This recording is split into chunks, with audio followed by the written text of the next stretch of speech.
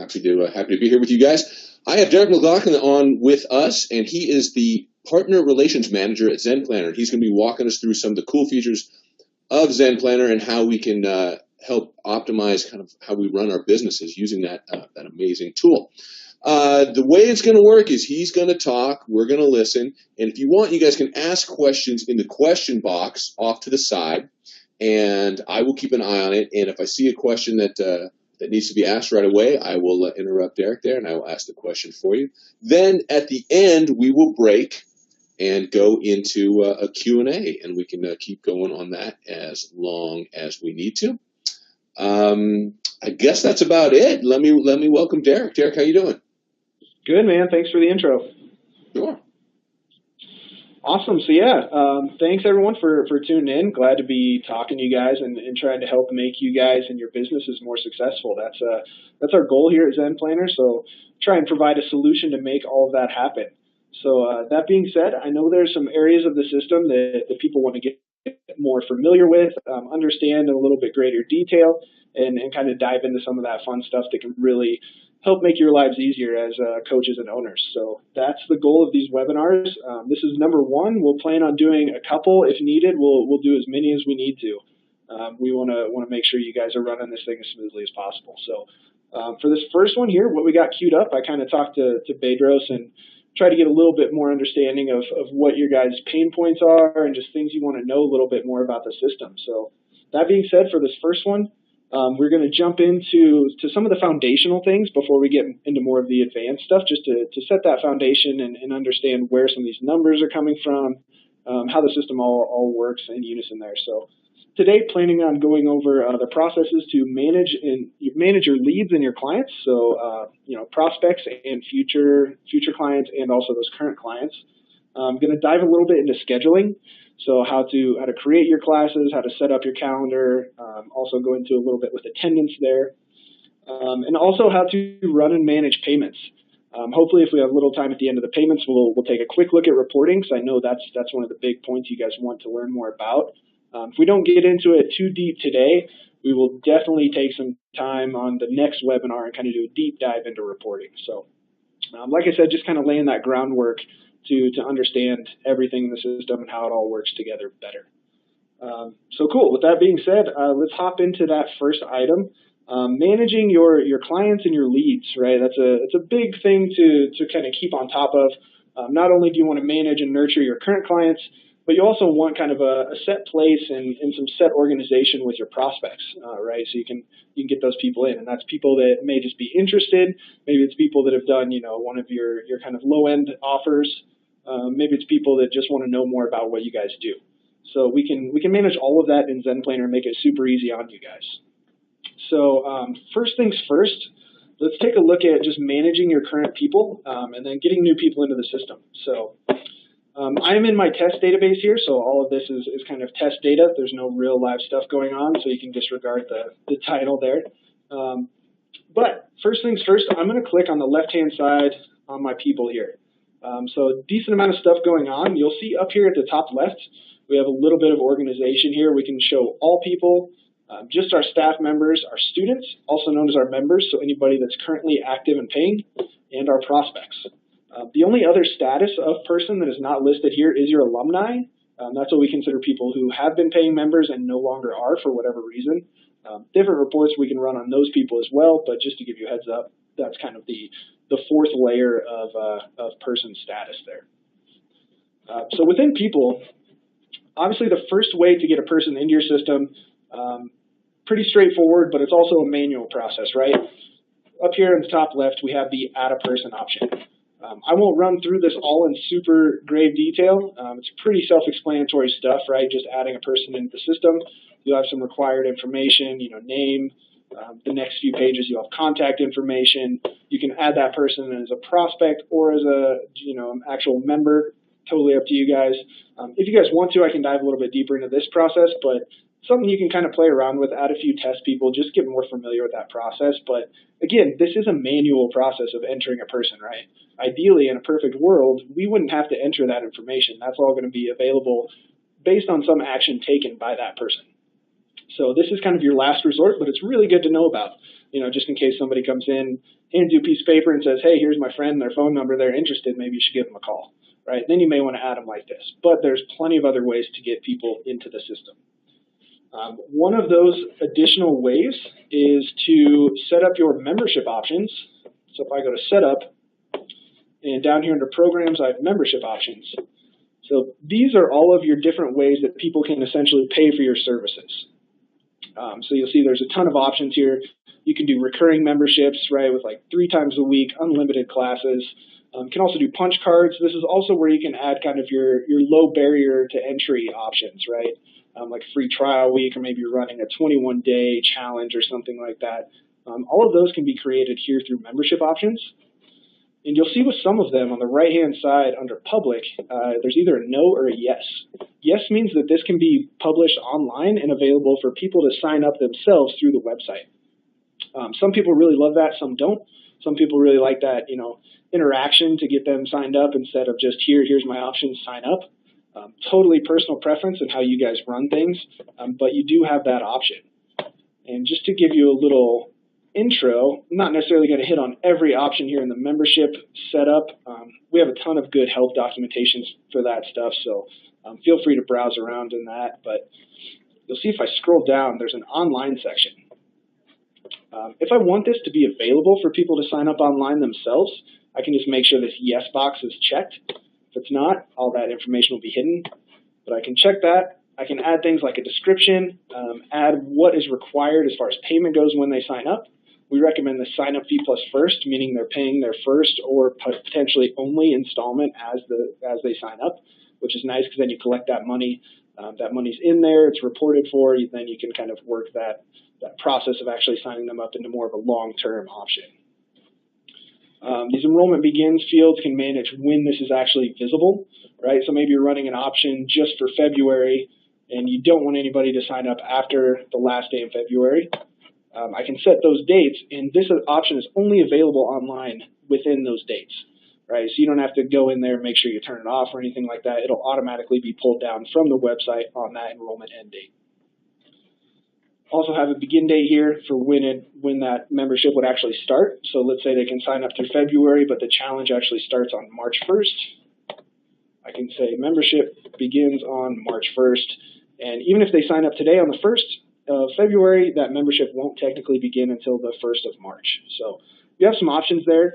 And like I mentioned, by making this online, you actually give the people the ability to go in and sign up themselves through the website, which then creates a profile for them in your database, and you get to skip that entire process of adding that person manually with all of their tedious information. So that's a really nice way to get people into the system if you're comfortable with putting those things online, right? If not, one other good option we have that a lot of people aren't necessarily aware of or take advantage of is a kind of a prospect form or a request info form.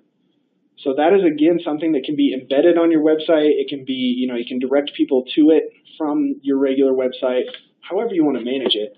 But that's a great way to get a prospect into the system, and then that way you can start nurturing that prospect, have those conversations, bring them in for a free trial, one of your challenges, whatever it may be. So that Derek, let me just jump in, man.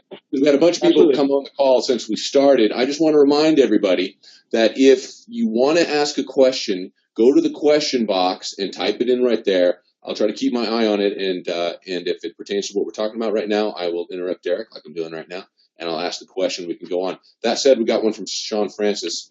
Signing up on the February 1 for a program that starts March 1, can we grant access early, meaning can they schedule sessions or not until March 1st?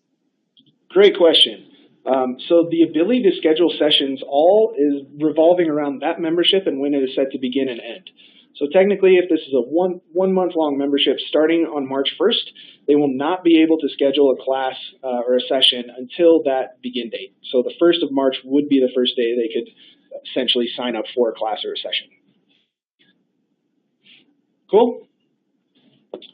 Cool with me. Awesome. Yeah, hopefully that answers that. He said perfect. Thank you. Awesome. Absolutely.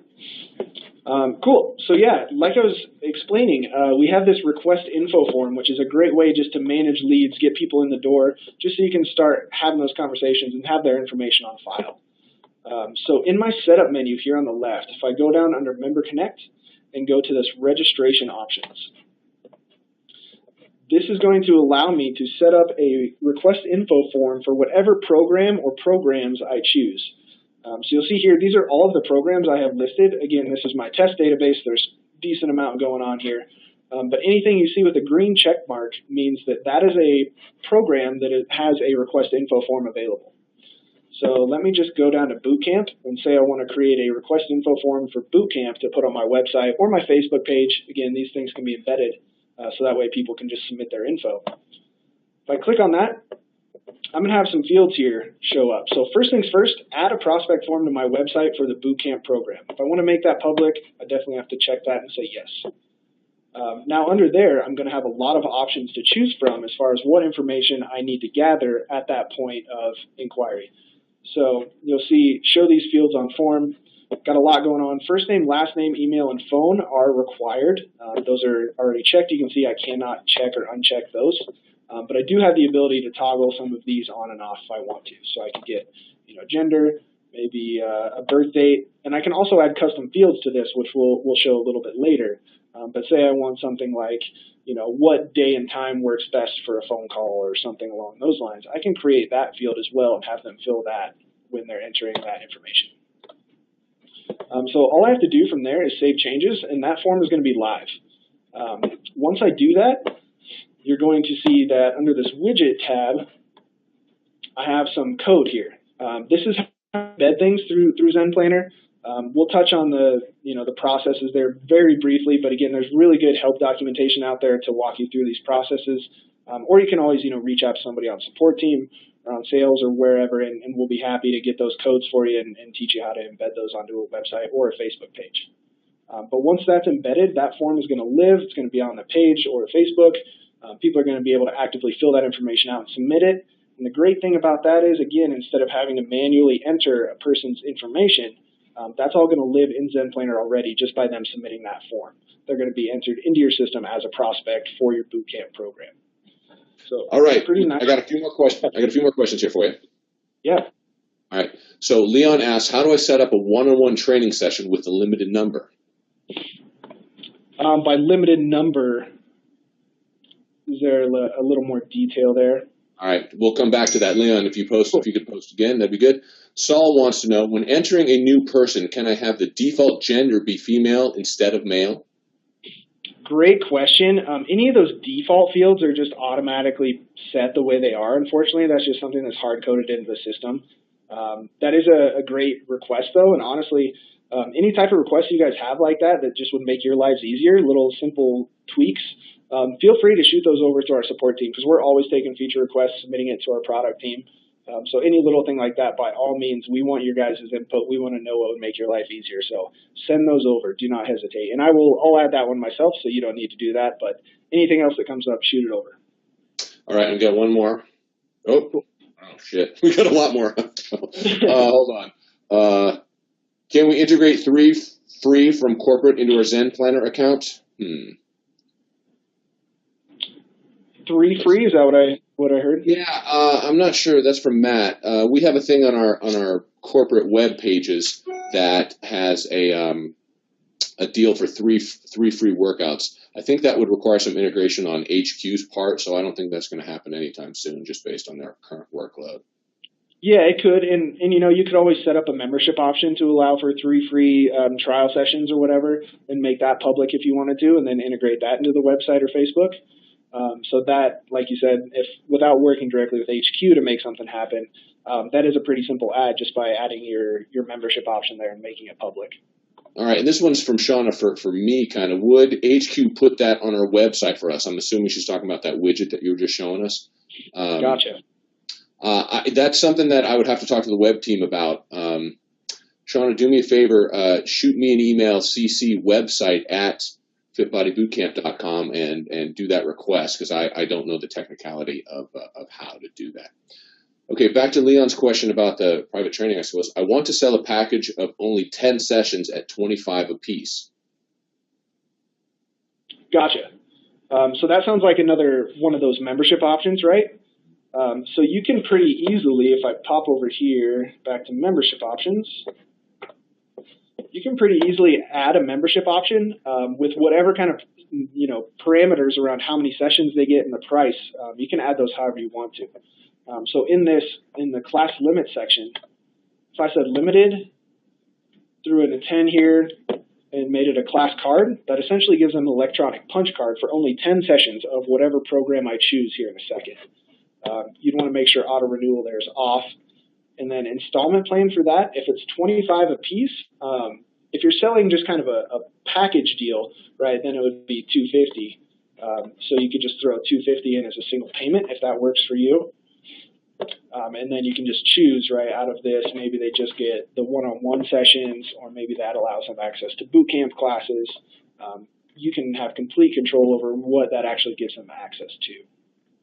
So, and that's another thing that can be made public. You can put it on a website or on Facebook, and people can sign up for those through the website there. All right. Cool. That's all the questions I think that really pertain for now. I'll keep an eye on it and hop back in.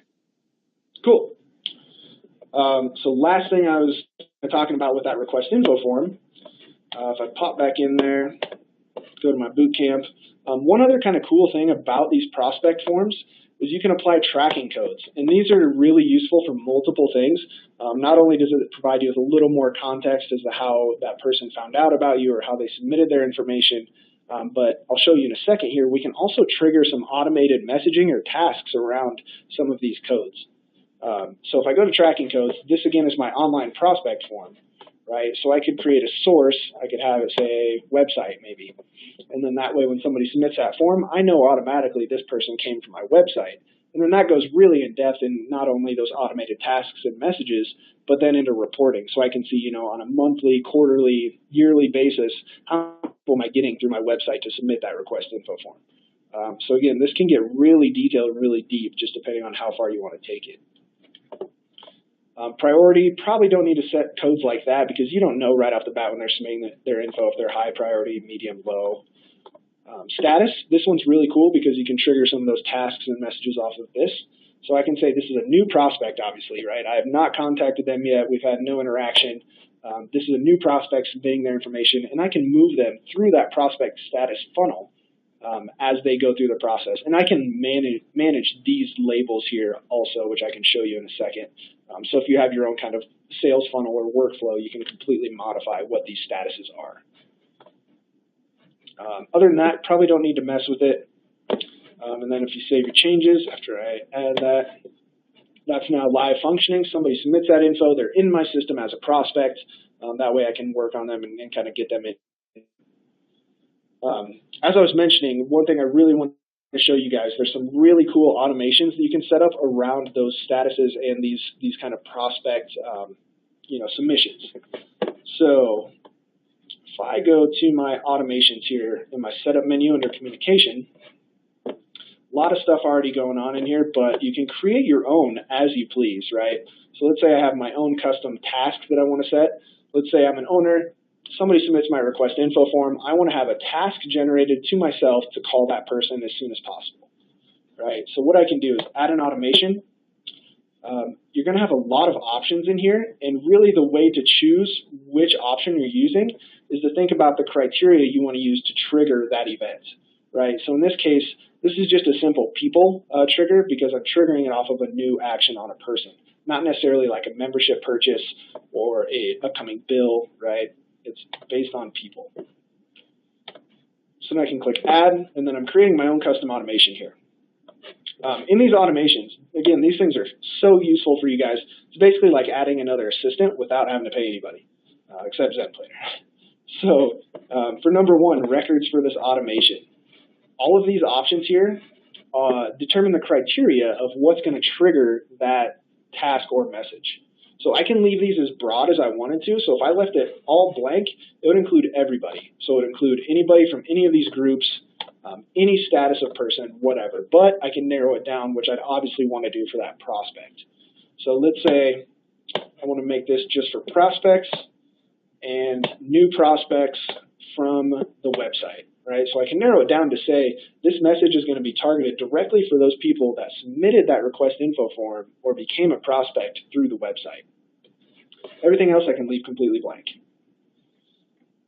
And then if I scroll down to number 2, when to send the automation. So when do I want that automation to be created or triggered? Obviously, if you're dealing with prospects, you want to get on them as soon as possible, right? I think it's pretty proven that the quicker you respond to a prospect while everything's still fresh in their mind, the better chance you're going to have on converting that person. So on this one, I can say send message 0 days after prospect inquiry date. So just by setting that, that means almost instantaneously, so maybe within 5-10 minutes, this is going to be triggered as soon as somebody hits submit information. Number 3, probably don't need to repeat it. You always can if you want to with these. You can say, yeah, repeat after a few days, weeks, whatever. This scenario probably don't need a repeat option. Number 4, I think this is where a lot of people get kind of confused on these automations. A template for this automation. So a template is basically saying, what email or task are we going to use to send out when this automation is triggered? This is obviously a new one that we're creating. So instead of choosing from those already created ones, we can just go down and choose create a new template. And what that will do, as soon as we save our changes here, it's going to bring us to a screen where we can modify that template. And then number 5, we just want to name it. So I can say like new prospect through website, whatever you want to call it, just so you know what that automation is for. Category, again, just for organization. So we'll put that under prospect. You can check active now if you want to, or you can wait until you get it, all lined up how you want to before you activate it. Totally your call. And then, like I said, once I save changes, it's going to take me to that new template screen where I can now create that template.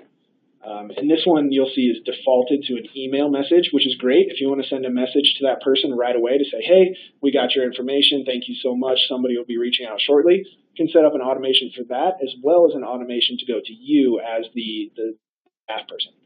And that can be an email, like we said, or that can actually be, under format, a text message or a task or an alert. I really like the tasks. I actually coach part-time at a gym that uses Zen Planner, and I use these tasks all the time just to manage staff. If I see a new prospect has submitted information, I want to make sure I'm calling that person. So I can say, I'm going to set that as a task. And then I can add a task title. Just call it like new prospect. Can add whatever I want in the description, right? You have a new prospect. Reach out ASAP. And then what's cool about these templates too is not only can I just leave it at that, and then if I left it at that, I may have to do a little digging to see who is that person, what's their information. But if I use these tags, I can actually input that information directly from what that person or those people submitted. So I can say first name, last name, and that's going to populate with that person's name. I can say, let's see, what's a good one here? Primary phone. Can do primary phone. It's going to give me their phone number. I can do primary email. It's going to give me that email address that they submitted through that form. So that way you don't have to dig. You have all that information right there at a glance, and then you can call that person right away. Task category, again, just for organization. Staff member, you can add whoever you want to from your staff to get that information. So if you have one person that works admin that's kind of controls, the prospects and the sales process, I can assign it just to that person so that way they get all of those tasks. And if I save it, that's done. I can go back in, activate that automation. It's good to go. The next time somebody submits that form, I'm going to get a task that says, hey, you have a new prospect, reach out as soon as possible. So again, really cool way to manage that. Also, you can do those emails. You can have an email sent to yourself. You can have an email sent to the prospect. A lot of options there. All right, Derek, I got a few questions for you. Cool, let's do it. All right, so Lee wants to know, can an automated email be sent for a specific membership type? In other words, when someone's membership is added and it's a 3 free visit offer, an email goes out automatically for that specific membership type, but not for the other membership types. Absolutely, great question. So in your automations, you'll just have to make sure you have the correct criteria selected. So like we mentioned, that's for a specific membership type. So the automation type is going to be memberships. And then this label option will allow me to choose that specific membership option, right? So if it's that front end offer, that 3 free trial, whatever it may be, by selecting that criteria, I narrow it down to just that membership type that's going to be triggered. And then again, I have all that other criteria. I can set a new template, whatever I need to do there. Cool. All right, and one more question. Is there a charge for text messages? There is, but it's very minuscule. I believe it is, 1.5 cents per text. So that's something that we charge at cost, so that'll just be added to your monthly bill. So you can see that, I mean, it would take quite a few to make a significant chunk of change. But yes, good question, there is a small charge. Cool, thanks. That's it for now. Yep. Oh, wait, sorry, one more. Does text messaging work in Canada? Well, who cares, really?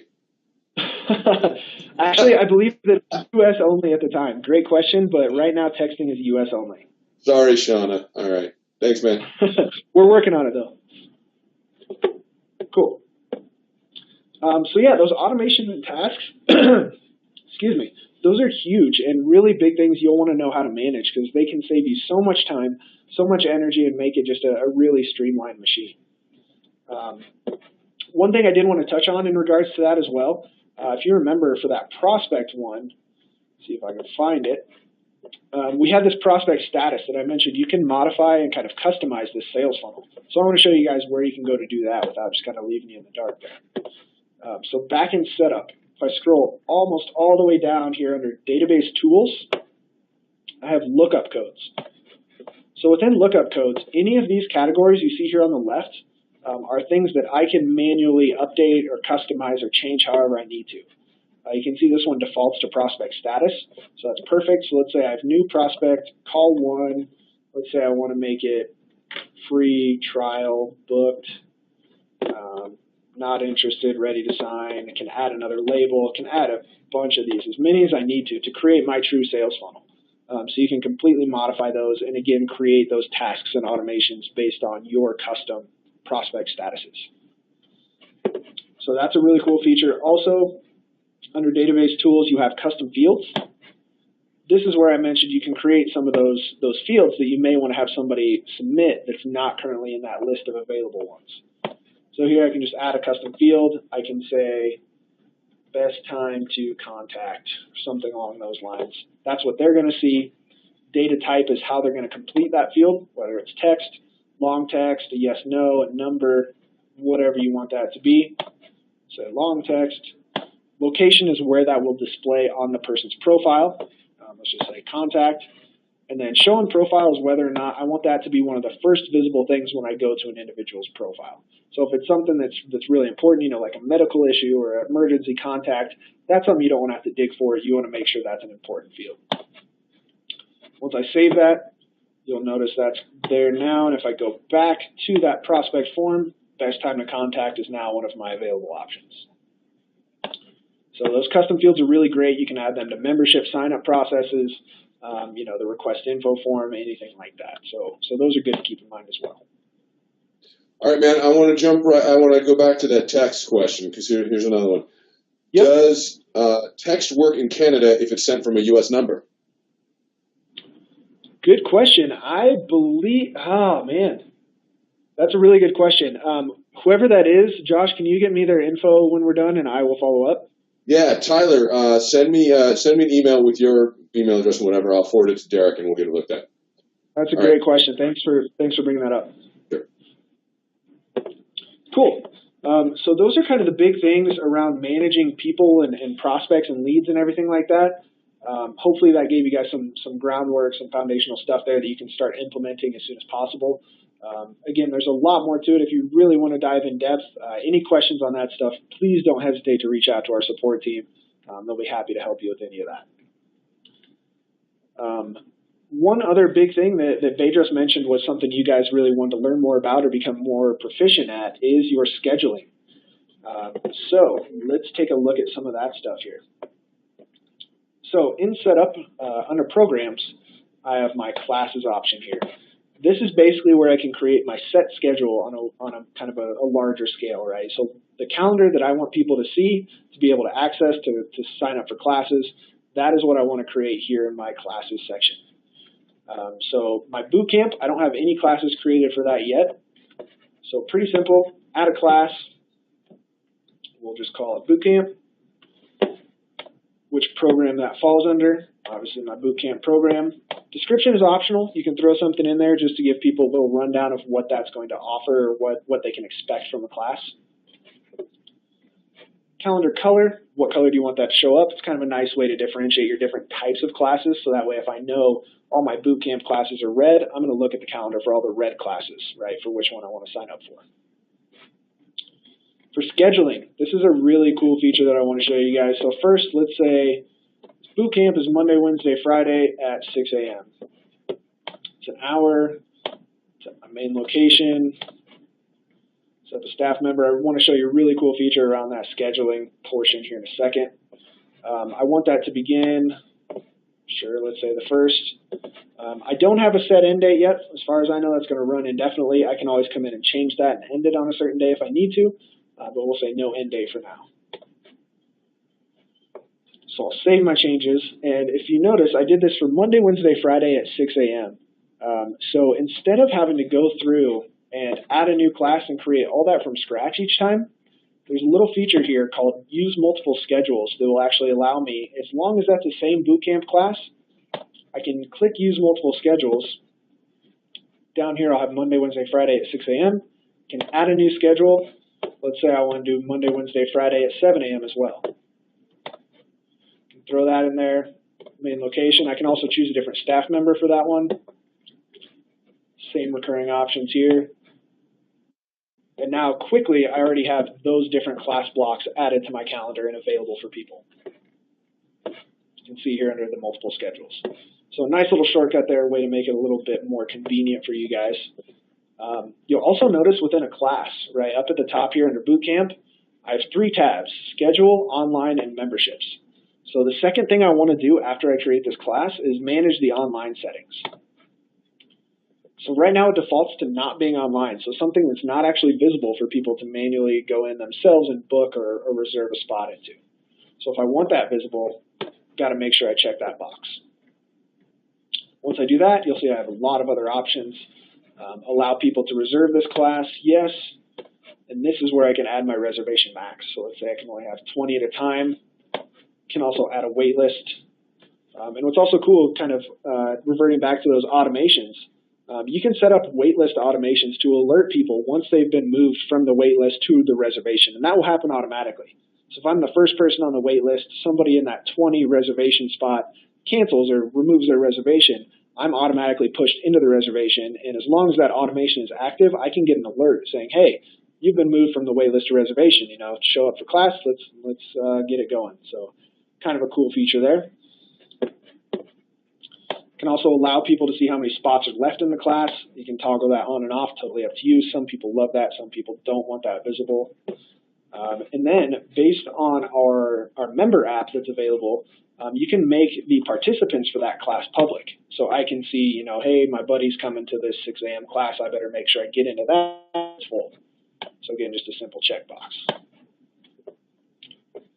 If you allow free trials for that class, I can click that. That will allow somebody for one time and one time only to check that class if they don't have a membership or anything, or even if they do, but maybe it doesn't allow them to those specific classes. I can say, yes, allow somebody to come to this class one time for free. They'll be able to do that through the website as well. Also a bunch of automations you can trigger off of that. Then last but not least here, drop-in registrations. If I want people to be able to purchase just a one-time session of this class, I can check that, say maybe 25 bucks, throw that in there, income category, drop in. That way somebody can go online. If they don't have a membership, they can still get into class. They just have to purchase it with maybe a little higher price point than if they had a membership. You can also apply taxes if you need to.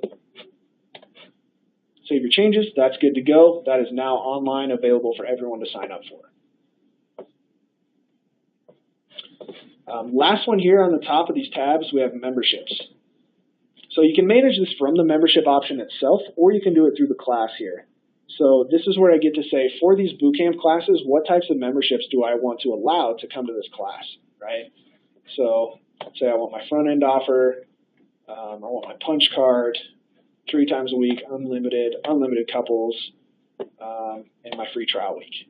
That means if I'm a member and I have any of those checked membership options, this is a class I see on my calendar I can sign up for without paying an additional drop-in fee, as long as it's within my date ranges and everything.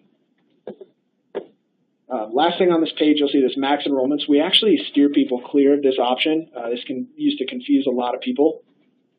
By putting a number in here, a lot of people think this is my reservation maximum, where I put that 20 in on the previous page. What this actually does, if I put a 20, this would only actually allow me to sell 20 memberships that I have checked here.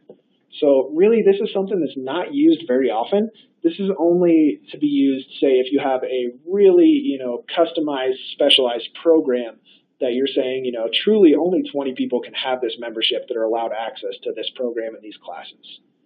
So something that doesn't happen very often, but it may, right? If you're running some kind of challenge, or in different realms, if you have a competition class or something like that, you can use that feature. But we generally steer people clear of this option right here. So you want to make sure and leave that blank. Save my changes, and that is it for creating your classes. So once that's done, if I pop over to my calendar, you'll now see I have boot camp classes here. Also had a CrossFit class at that time, so that's why they're kind of overlapping. But if I wanted to see it a little bit cleaner, I can say, what does just my boot camp calendar look like? So that's the big thing on creating classes and making sure, your reservation maxes are set, it's published online, you have it set for the correct memberships. This calendar is just going to give you a snapshot. This is the studio calendar is what we call it. So the back end, the staff calendar, not necessarily something that the individual members will see. They'll see a calendar, but it'll look a little bit different. It'll have different functionality. And what's kind of cool within these classes, I can click into one, and from here I can actually see who all is eligible to take this class, right? And this is one kind of outdated way of taking attendance, but it definitely works. So if this is kind of your only option to take attendance for a class, I can just pop in here and say, Bob's coming, actually has an alert because he has an unsigned document, but I'll say attend anyway. Cool. All right, Derek, we have a couple questions. Yeah, shoot. Forgot to turn off my phone. Hold on. No worries. Stop ringing. All right, sorry about that. All right, man. So when you sent, back to a text question, and then we got a bunch on some other topics too, so I'm just going to scroll through them. When you send out a text, if they respond, does it show up as an email, or the text go out to a phone? I have my number as well as a cell number, which would be great if it went right to my phone.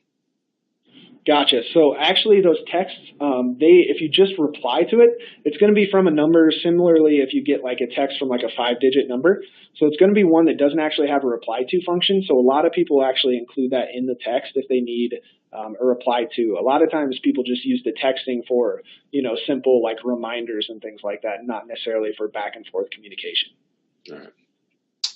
All right. Scrolling down here. This is from Joe Enman.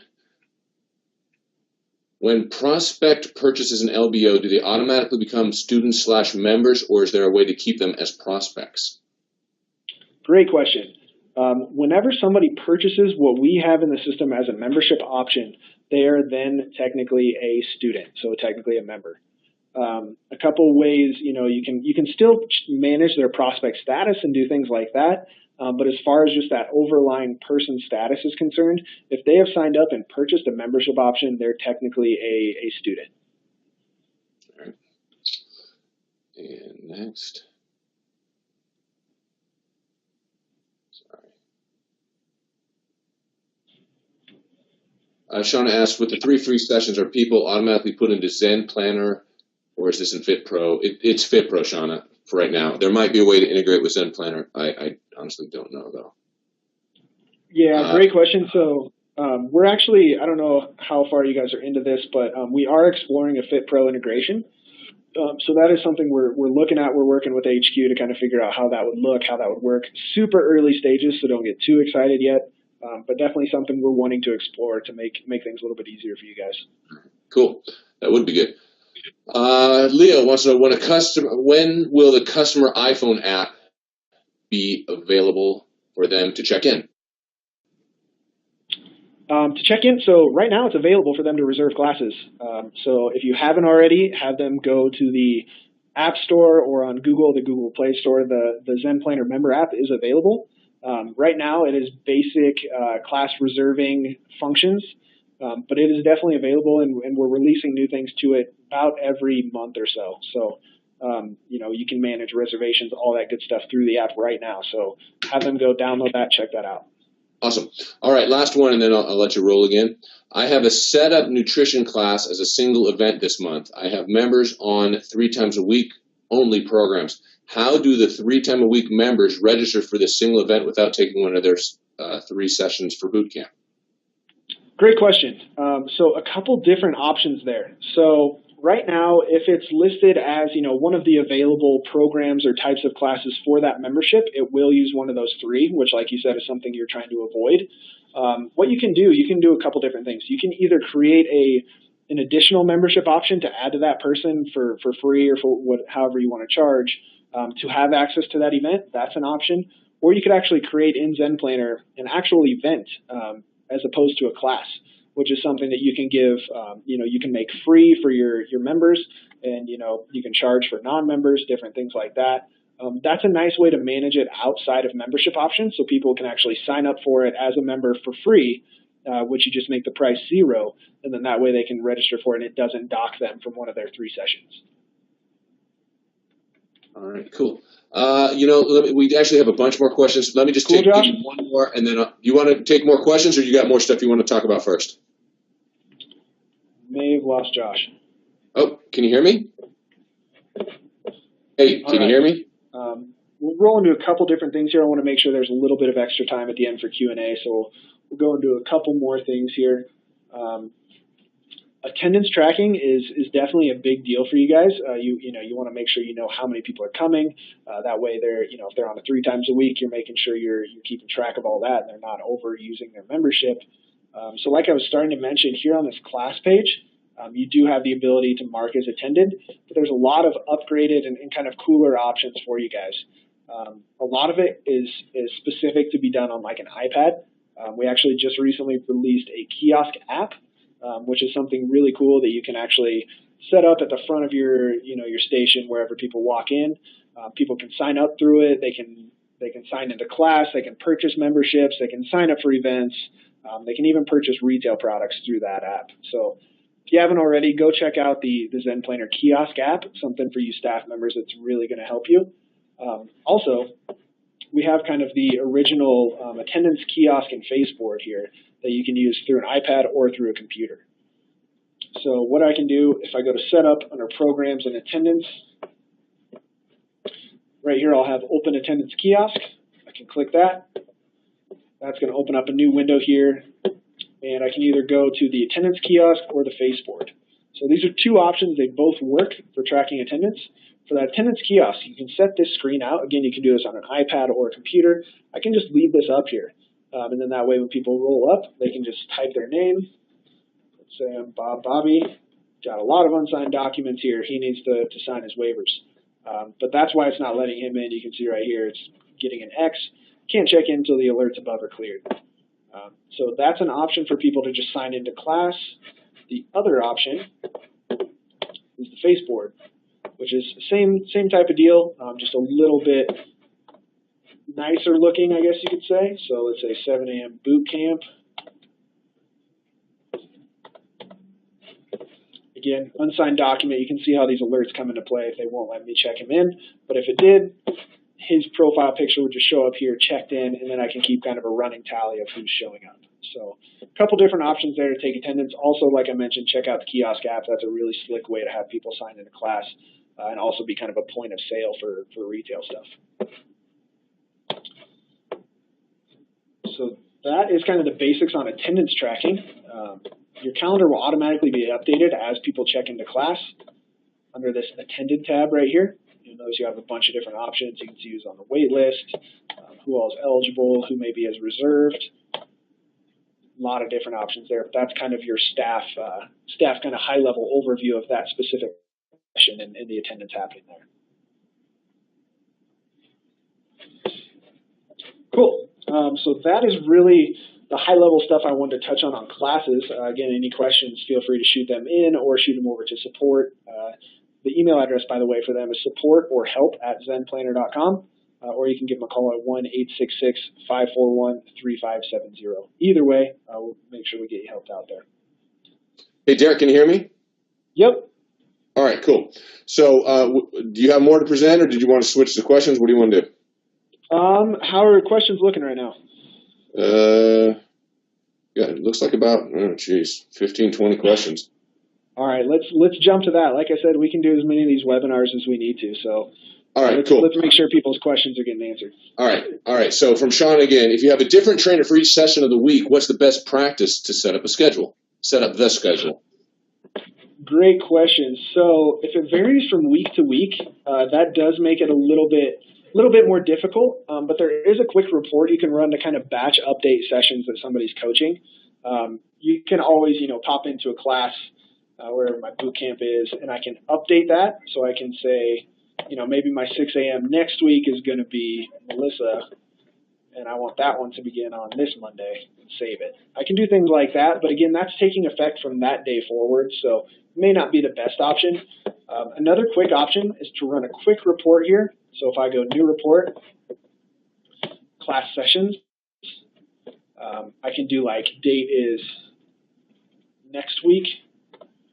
Let's say class is boot camp, add criteria, time is 6 a.m. So again, this is a little bit more in-depth, but it is a quick way to do it. Then I can just check all my classes that I want to update. Use this batch update feature, which you'll notice in most of our reports, and I can change the staff to somebody else. And once I save changes, actually let's do Melissa. You'll notice Melissa is now the staff for those classes. So you can do those in as big of a batch as you want. I could do all the 6 a.m.s for the rest of the month, however I want to organize that. So that's another option. Cool. All right. Maria wants to know, can members reserve multiple classes at once? If not, can we get that as an added feature? They can. As long as their membership allows for it, they can go onto either the member website or the new app. They can go through the calendar, just choose which days they want to reserve classes for. And we're working on a new feature for the member app to actually have a quick snapshot of future classes reserved. So that way they at least have that overview. So absolutely, as long as their membership allows for it, they can reserve as many classes as they want to. All right. Julia says, I keep getting a double bill when I add a client in the middle of the month off an LBO. It prorates their amount and then It prorates their amount, then I want the billing to generate on the first of the month, but it generates the day they start. Oop, hold on, there's more to that. What? Oh, wow, a lot more. What am I doing that makes two bills, and how do I get their billing to start on the first? She has a second question, so go ahead and finish that one. Gotcha. So that's going to be in the actual membership option itself. So if I just pop into one real quick, let's say on this one, let's say installment plan, that's going to determine how many payments there are, right? So let's say I just want, let's say every month. So the prorate option, just a little heads up to anybody using that feature, that is automatically going to prorate it from the day they sign up and that membership starts to the first of the following month. So that means at that time that they're signing up, they will pay something, but it will be that prorated amount. And then on the first of the month, they'll have a different amount. So if you're looking to kind of customize that and get those a little bit more dialed into something different than that, I would recommend reaching out to support. They can take the time to actually walk you through setting that up and making sure you're good to go.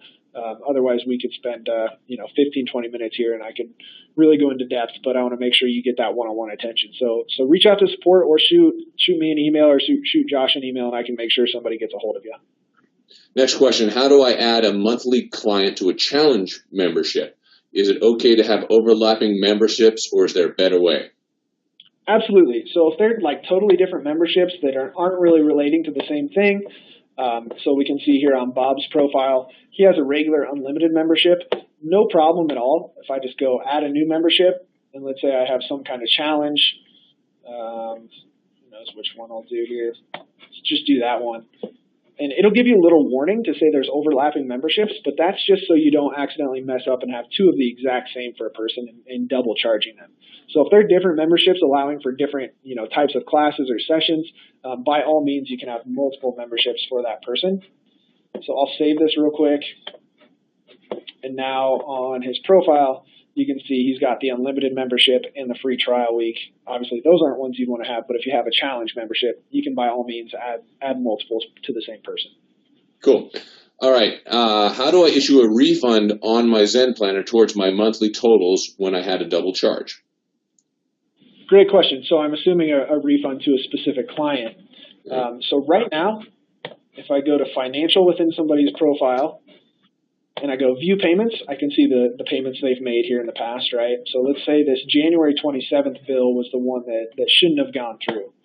I can click in there, and depending on which payment processor you use, you can either actually refund that total payment here or do a partial refund, which actually, just a heads up on the partial refund, if you do that, this is just going to submit it here.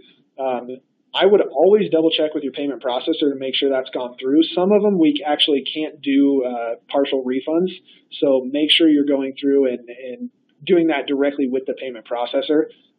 Some of our payment processors you can, like PaySimple, but if you need that kind of confirmed or double checked, feel free to reach out to support. We'll make sure we have it figured out for you. All right.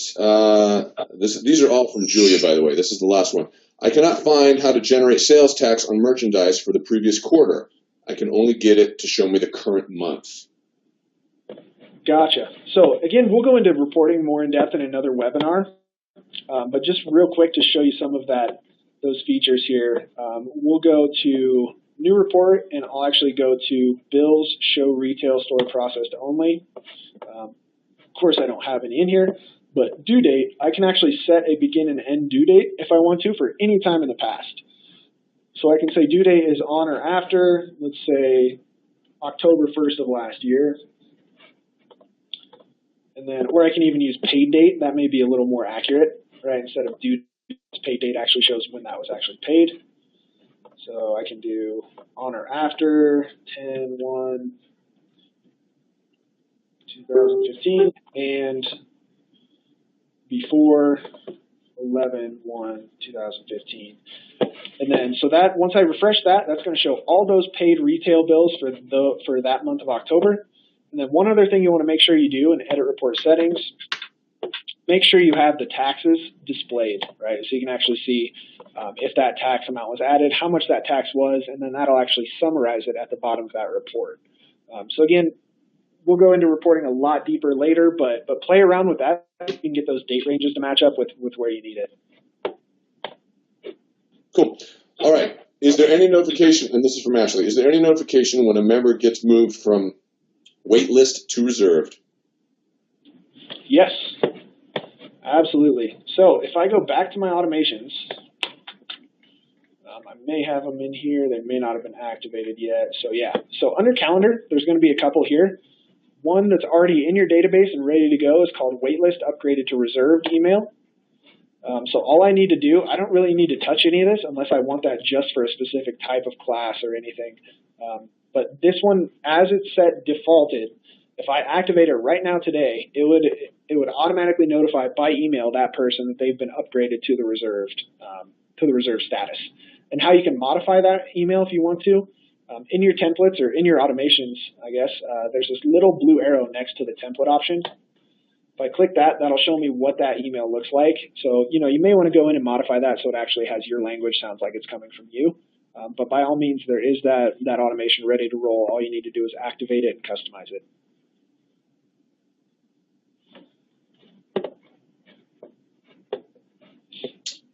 Right. Oh, that's not a question. Hold on. Okay, what I'd like to get is a better understanding of an approach that shows if any of the following shows in any or all of the following are specific to FitBody owners. Most common membership setups. Oh boy, there's a whole list here, dude. You know No what? worries. Nicole, email those to me and I'll CC it to Derek. Yeah, that's a huge one, man. So I'm gonna put Perfect. Yeah, that's definitely something we can reach out to individually. If it's on reporting, that may give me some good outlines for the reporting webinar. So yeah, shoot that over to. All right, next. How do we keep them as a prospect after they purchase? Good question. So once they purchase, they are technically, just by looking at the high level status, they're going to fall into that students category and not prospect. But within that person, you can still kind of choose prospect statuses and make sure they're within those boundaries. So I can still go, like maybe they're ready to sign and they're on a current, challenge membership or something. I can still manage these statuses and things like that just to organize. But they're actually, if they purchase, they're going to be considered a member or a student at that time. All right, cool. Saul wants to know, is there a way to have LBO not show as students? I only want full price members to show as students. Reporting is confusing as it stands because these people are mixed. Right. Totally get that. Completely understand. Again, if they purchase a membership, unfortunately, they're going to show up as a student. But you can have some customized reporting, right? So I can have a report that may show, let's say, people show programs. I can have this saved report after I create it how I want to. That's only going to show students of specific programs. So I can say they're a student and program is not, one of my challenges or my entry level programs. Like let's say boot camp. And then if I create this report and save it, again, it's not going to be that high level report, right, where you just look at students within people. Understand that's if they sign up for membership, they will be included there. But if I create this and save it, at least I'll have a report funnel back to that's going to show a report of people that are students, but not necessarily in that specific challenge or entry level program. Okay. Can the iPad mini be used with full functionality for a sign-in kiosk? Yes, it can. It kind of shrinks to the screen that it's on when it's on an iPad, especially if you're using the new kiosk app or the attendance tracking, the attendance kiosk or the Faceboard. So by all means, use the iPad minis. Alrighty. Marielle wants to know. So the app is a stuff only. Wait a minute. So the app is a stuff only to track and manage like the mind body. What else you got for me, Josh? Dude, can you hear me? Hey, can you hear me? Oh, Josh, you there? Yeah, I'm here, but you can't hear me apparently. Nothing? May have lost Josh again. I know we're running short on time here. This is scheduled for an hour, so hopefully we can get Josh back here in the next couple of minutes and knock out a couple more questions. Can you hear me now? Pressing questions, like I said, we're going to have another webinar, but any pressing questions, please don't hesitate to reach out to support. That's what we're here for. That's what they do. More than happy to answer your questions. Or if you're not a current ZenPlanner customer and you want to check out anything else, reach out to our sales team. Be happy to run through a demo. Hey, Derek, can you hear me? Derek? Nothing? Josh, anything? Yeah, man. Hey, you there? Don't hear it.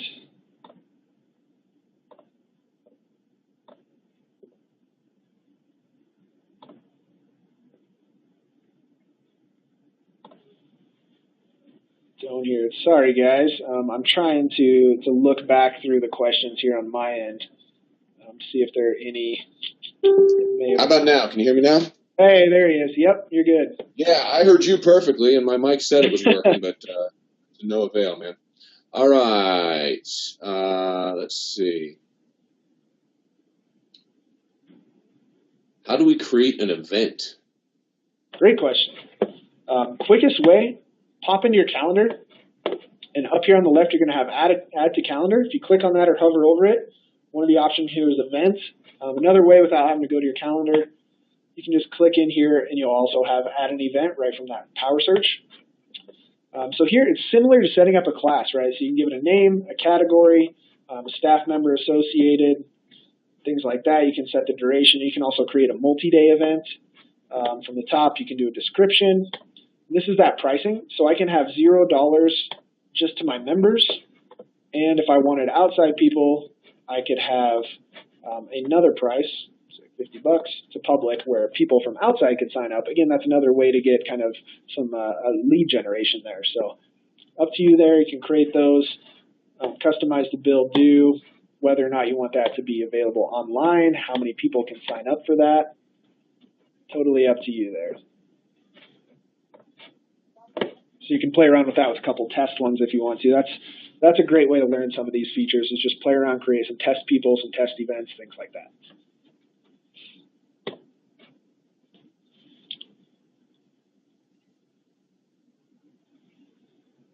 All right, can you still hear me? Yep, you're good. All right, man. Where can I adjust the attendance kiosk timeout feature? Any others here in the last minute or so? Can you hear me? Oh, dude. They're saying they can hear me. Can't hear you again if you're talking, Josh. Sorry. I blame you. Let's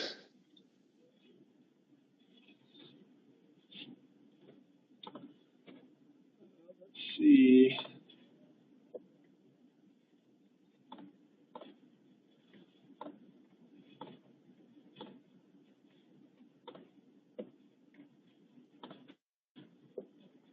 Derek, can you hear me now? Yeah, go for it. Yeah, they're saying they can hear me when you can't, so I'm not sure what's going on. So I kind of turn off my microphone and turn it back on, and it takes a second. All right, so Derek, another Derek wants to know, where can I adjust the attendees kiosk timeout feature? Good question. So any of those features around the attendance kiosk will be available to be modified here under programs and attendance. You can see the first one here, pop-up timeout. Can make that all the way up to 20 seconds or shorter if you want to. Unfortunately, these are the only options, but hopefully 20 seconds is long enough. All right, still hear me? I'm going to confirm every time now. Yep, you're good. All right, I know we're not talking about it, but can I use Zen Planner as a type of QuickBooks software? Good question. I definitely don't want to say we're as in depth as QuickBooks, because QuickBooks, as you know, is made exactly for accounting. We do have a lot of good financial reports, though. So from your dashboard, there's going to be some good financial reports here. You can track expenses, which is nice that a lot of people aren't really aware of. If you click up into that power search bar, you'll see add an expense, and then you can create an expense here. You can create a recurring event or expense, right, to repeat, say monthly on the first, things like that. That is pretty nice that a lot of people aren't aware of. I'm not going to say it fully replaces QuickBooks, because that's what they do. They do it really well. But we do have some good financial reporting that you are able to run. And in finances, you'll see we do have a profit and loss statement, things like that. All right, still hear me? Yep. All right, can someone have a kiosk login without an email? Ooh, good question. When you're speaking of kiosk, if you're talking about the kiosk app, they will need an email address. If you're talking about just being able to sign in through the regular attendance kiosk or the Faceboard, as long as they're an active member, they will not need an email. But anything through the kiosk app, there will need to be an email for that person. All right. Sean wants to know if we can hear him. No, we can't. All right. Actually, that is all the questions that I have. If anybody else has another question, go ahead and put it in now. There's a little bit of a delay between when you type it in and when it actually pops up on my screen. But I'll just go ahead and say thank you, Derek, for your time. I think this has been very helpful to help our owners see some of the features that I certainly didn't know about. So that's Absolutely. very cool. There will be more to come. Yeah. All right, let's give it another second, and then if we don't see anything pop up, we will call it a day. Awesome. Well, yeah, before we close or anything,